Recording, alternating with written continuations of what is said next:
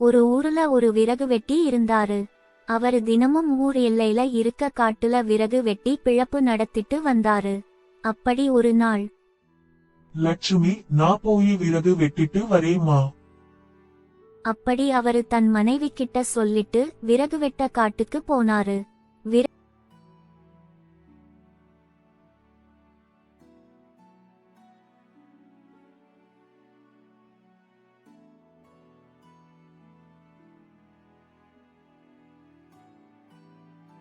விறகு வெட்டி களைப்பானதுனால அவரு ஒரு மரத்துக்கு அடில ஓய்வு எடுத்தாரு. அந்த மரமானது நினைப்பதையெல்லாம் கொடுக்கும் மந்திர மரம். இந்த விஷயம் அவருக்கு தெரியாது.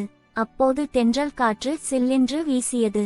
அது அவனுக்கு சுகமாக இருந்தது. இந்த நேரத்தில் ஒரு பஞ்சுமெத்தை இருந்தால் எவ்வளவு நன்றாக இருக்கும். என்ன ஆச்சரியம்! அடுத்த கணம் அவர் அருகில் ஒரு கட்டிலும் அதில் பஞ்சுமெத்தையும் வந்தது. விறகு வெட்டிக்கு மகிழ்ச்சி தாங்க முடியவில்லை. உடனே அவர் அதுல ஏறிப்படுத்தாரு. நாள் முழுவதும் கடினமாக உழைத்ததால் அவருக்கு உடம்பெல்லாம் வலித்தது. அப்போது அவர், இந்த சமயத்தில் கை கால் பிடித்து விட என் மனைவி இருந்தால் எவ்வளவு நன்றாக இருக்கும். என்ன அதிசயம்! அடுத்த கணம் அங்கு அவரது மனைவி தோன்றி கை கால்களை பிடித்து விட்டுக் கொண்டிருந்தாள். விறகு வெட்டிக்கு ஒன்றுமே புரியவில்லை. அவரு மகிழ்ச்சி வெள்ளத்தில் மிதந்தாரு. அப்போது அவரு, நினைப்பதெல்லாம் நடக்கின்றது. இவ்வளவு சுகங்கள் இருந்தும் வயிற்றுக்கு உணவில்லாமல் பட்டினியாக இருக்கிறோமே. இப்பொழுது அறுசுவை உணவு இருந்தால் எப்படி இருக்கும்? மறுகணமே அறுசுவை உணவு வந்தது. பல வகை உணவுகள் வந்தன. விறகு வெட்டி அனைத்தையும் வயிறார உண்டார். உண்ட மயக்கம் தொண்டனுக்கும் உண்டு என்ற பழமொழிக்கு ஏற்ப விறகு வெட்டிக்கு உறக்கம் வந்தது. படுத்தான்.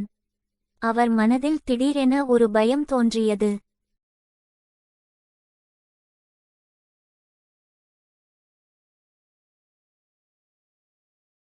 நாம் காட்டில் தனியாக அல்லவா இருக்கிறோம்?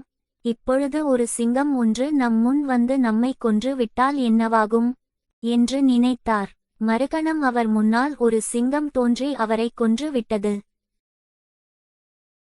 நீதி நம் எண்ணப்படி தான் நம் வாழ்க்கை அமையும். நல்லதை எண்ணினால் நம் வாழ்க்கை நல்லதாகவே அமையும்.